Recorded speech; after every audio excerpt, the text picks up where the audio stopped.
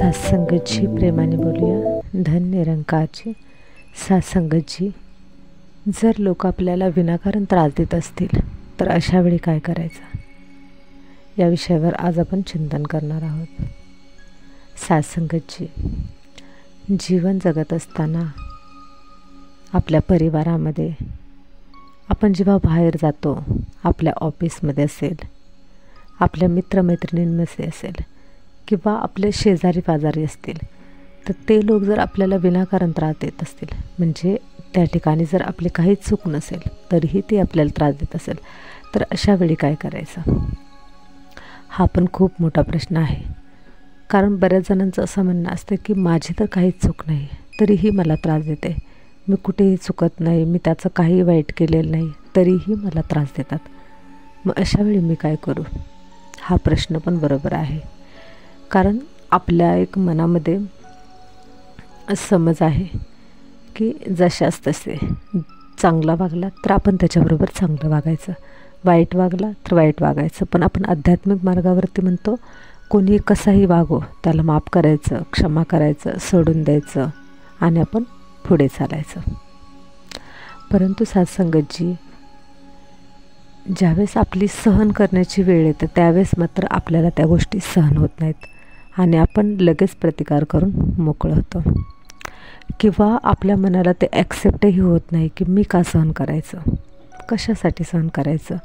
मुळात आपल्याला या गोष्टीचं ज्ञान जेव्हा होईल की कशासाठी सहन करायचं, त्यावेळी आपण सहन करू शकतो.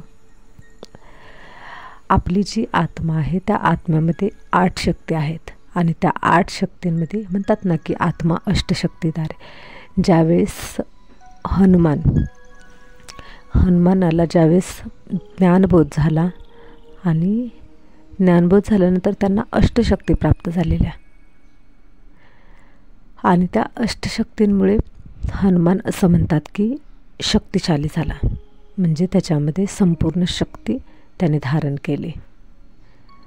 तर तो हनुमान जर शक्तिशाली झाला असेल तर आपण का होऊ शकत नाही. आणि असं म्हणतात की ज्यावेळी लंकेवरती युद्ध करायला जायचं होतं, कारण सीतेला तिथे त्यांनी रावणाने पळवून नेलं होतं. मग आता सीतेचा शोध घेत असताना सर्वजण समुद्रकिनारी पोहोचले आणि समुद्रकिनारी पोहोचल्यानंतर ज्यावेळी समुद्र असा होता की त्या समुद्रावरून चालत जायचं कसं, सगळ्यांना प्रश्न पडलेला. तर त्यावेळेस सगळे हतबल झाले, हनुमानही हतबल झाला. पण हनुमानाला मात्र वरदान मिळालेलं की तो उडूही शकतो, तो कितीही छोटाही होऊ शकतो किंवा कितीही मोठाही होऊ शकतो. असे बरेच वरदान त्याला मिळालेले असतात, पण तो विसरून गेलेला असतो. मग सगळे वानर सेना काय करते, त्यांचं मनोबल वाढवते आणि त्यांचं गुणगान करते की तुम्ही कोणी साधारण नाही, तुम्ही शक्तिशाली आहात, असे आहात, तसे आहात. त्यांचं खूप मोठं गुणगान केलं जातं. आणि मग नंतरनं काय होतं, हनुमानाची संकल्पशक्ती वाढते आणि मग त्यांना असं समजतं की मी कोणी साधारण नाही आहे, मी एक शक्तिशाली आहे. ज्यावेळेस त्यांना त्यांच्यामध्ये असलेली जी संकल्पशक्ती काय केली, त्यांची वृद्धिगत केली किंवा बाहेर काढली, त्यावेळेस त्यांच्यामध्ये शक्ती निर्माण झाली आणि मग नंतर हनुमान उडू शकला, अशी ही कथा आहे रामायणामध्ये. तर आपलीसुद्धा आत्मा आहे ना, त्या आत्म्यामध्ये अष्टशक्ती आहेत, प्रत्येक आत्म्यामध्ये आहेत. आणि त्याच्यामध्ये सहनशक्ती किंवा सहनशीलता ही एक सुद्धा शक्ती आहे. जर आपल्यामध्ये सहनशीलता आली तर आपली जी आत्मा आहे त्या आत्म्यामध्ये शक्ती येते. असं नाही की आपण कमजोर पडतो. आपली ही सुरुवातीपासूनची मानसिकता आहे की संपूर्ण ज्यावेळेस आपण एखादी व्यक्ती आपल्यावरती अन्याय करते आणि आपण ते मुकाट सहन करतो आहे, आपण त्या व्यक्तीला काहीच बोलत नाही आहे, तर आपल्याला असं वाटतं की आपण कमजोर आहोत, लोक आपला अजून गैरफायदा घेतील. तर असं काही नाही आहे, आपला कोणीही गैरफायदा घेत नाही. उलट आपण इतिहासामध्ये खूप सारे उदाहरणं बघितले आहेत की जेव्हा आपण सहनशीलता ठेवतो अशा व्यक्तींच्या बाबतीत, त्या व्यक्तीला काही बोलत नाही, अंतःकरणापासून आपण माफ करतो त्या व्यक्तीला, त्यावेळेस त्या व्यक्तीमध्ये जी व्यक्ती कधीही बदलू शकत नाही ती व्यक्ती बदलते, कारण आपल्यामध्ये असलेली महानता त्यांना दिसते. आपण गौतम बुद्धांचं उदाहरण पाहिलेलं आहे. ज्यावेळेस समोरची व्यक्ती त्यांना शिव्या देत होती पण त्यांनी आतच घेतली नाही ती गोष्ट. काय होतं, बऱ्याच वेळा आपण समोरची व्यक्ती आपल्याला म्हणजे नको नको त्या गोष्टी बोलत असते, तर त्यावेळेस ते आपण आत घेतो. आत घेतलं की त्याचा स्फोट होणारच. आत घेता नाही आलं पाहिजे आपल्याला. आत न घेता आपण त्या गोष्टी आपल्याला बाहेरच्या बाहेरच सोडता आल्या पाहिजेत. तर ती कला आपल्याला महत्त्वाची जमायला पाहिजे.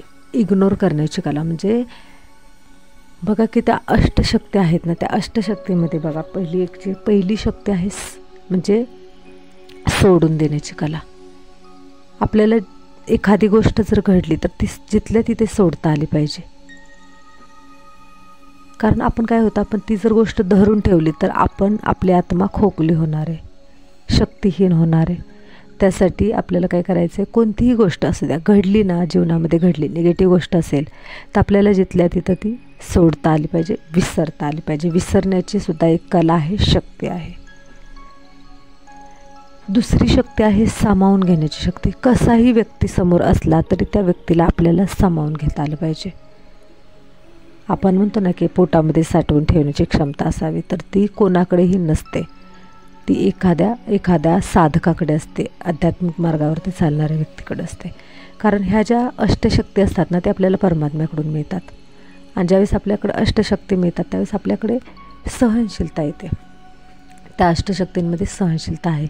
सहनशीलता आपल्याला मिळत असते आणि मग ती सहनशीलता आपण आपल्या रोजच्या व्यवहारामध्ये वापरू शकतो. बऱ्याच जणांचा असा प्रश्न आहे की आम्हाला सगळं हे समजतंय की आपण सहन केलं पाहिजे, पण माझ्यामध्ये ती सहनशीलता नाही आहे, मी कुठून आणू? मला कळतं की त्यावेळेस ते गप्प बसलं पाहिजे, पण त्यावेळेस ते ॲक्सेप्ट होत नाही आणि काहीतरी उलटसुलट प्रतिक्रिया जाते आणि मग पुन्हा ते भांडण अजूनच वाढतं, ती तेढ अजूनही वाढते. मग अशा वेळी काय करायचं? तर अशा वेळी एकच उपाय आहे, आपली ध्यानधारणा वाढवा. कारण कधी काय होतं, आपण नामस्मरण करतो पण नामस्मरणामध्ये चित्त लागत नाही, कारण त्याच गोष्टी आपल्याला नको असलेल्या गोष्टी आठवतात. त्यासाठी आपण ध्यानधारणा शिकणं गरजेचं आहे. ध्यानधारणेमुळे काय होतं, तर डीपमध्ये आपण परमात्म्याशी कनेक्ट होतो. ध्यानधारणेमध्ये आपण परमात्म्याशी कनेक्ट होतो. परमात्मा हे सुपर सोल आणि सुपर सोलशी आपण जेव्हा कनेक्ट होतो त्यावेळेस त्याची एनर्जी आपल्यामध्ये यायला सुरुवात होते आणि ती ध्यानधारणेतून येते. आपल्या मनाला आपल्याला शांत करता आलं पाहिजे. जितकं आपण शांत मनाला ठेवण्यासाठी पुरुषार्थ करू, शांत मनाचं कनेक्शन लगेच परमात्म्याशी जोडलं जातं, परमात्म्याशी आपली फ्रिक्वेन्सी मॅच होते आणि मग त्यावेळी आपल्याला परमात्म्याशी जोडल्यामुळे आपल्या परमात्म्याची शक्ती आपल्यामध्ये यायला सुरुवात होते. परमात्मा आपल्यामध्ये शक्ती भरतो, आपल्याला शक्ती आपल्याला देतो. आणि कधी तर आपल्याला परमात्म्याकडून शक्ती घ्यायची गरज पडत नाही, ती आपल्यामध्ये आपोआप यायला सुरुवात होते, कारण आपली कुठेतरी फ्रिक्वेन्सी मॅच झालेली असते. त्याच्यामुळे आपल्यामध्ये जर सहनशीलता आपल्याला हवी असेल तर ध्यानधारणा शिकायलाच हवी. दुसरी गोष्ट, कधी काय होतं, मानसिक लेवलला आपली सहनशीलता असते, परंतु जर शारीरिक लेवलला जर एखादा कोणी त्रास देत असेल तर आपल्यामध्ये सहनशीलता असत नाही. तर ज्यावेळेस आपण मानसिक लेवलला सहनशील बनतो ना, त्यावेळेस आपोआपच शारीरिक लेवलला सुद्धा सहनशीलता आपल्यामध्ये येत असते. परंतु आपण एक्सरसाइज, त्याच्यानंतर योगासने, प्राणायाम या जर गोष्टी केल्या ना तर आपली शारीरिक लेवलला सुद्धा सहनशीलता निर्माण होते.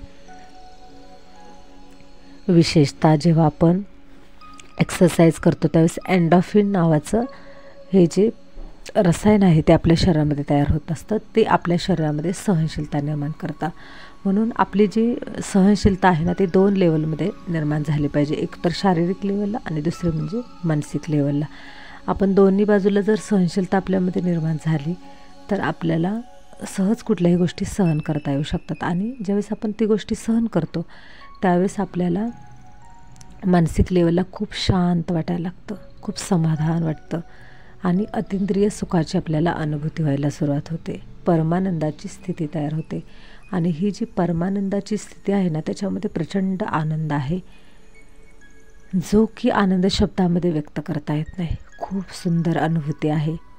आणि ती अनुभूती आपल्याला सहनशीलता जेव्हा आपण धारण करतो, आपण सर्वांना माफ करतो, अंतःकरणापासून माफ करतो, त्याच्याबद्दल कोणताही निगेटिव्हिटी आपल्या मनामध्ये आपण साठवून ठेवत नाही.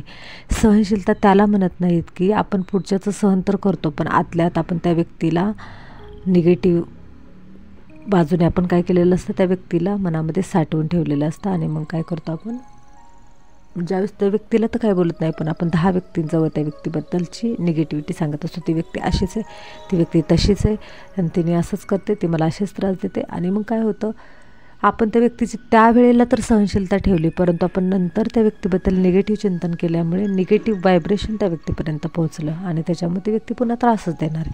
ती व्यक्ती त्रास द्यायचा कमी येणार नाही. त्यासाठी मनातून शुभचिंतक बनायचे, समोरच्या व्यक्तीबद्दल चांगले विचारसुद्धा ठेवायचे, मानसिक लेवलला सुद्धा आपण त्या व्यक्तीबद्दल चांगले विचार ठेवायचे. त्यासाठी ती सहनशीलता कशी असली पाहिजे, अंतःकरणातून असली पाहिजे, जी की आतापर्यंत संतांनी धारण केली. संतांनी त्यांच्या जीवनामध्ये ती धारण केली. त्यांनी मनापासून अंतःकरणापासून सगळ्यांना माफ केलं. ती सहनशीलता आपल्यामध्ये आली पाहिजे. तर आजचा आपण व्हिडिओ या ठिकाणीच थांबतो. सासंगीची प्रेमाने धन्यवाद.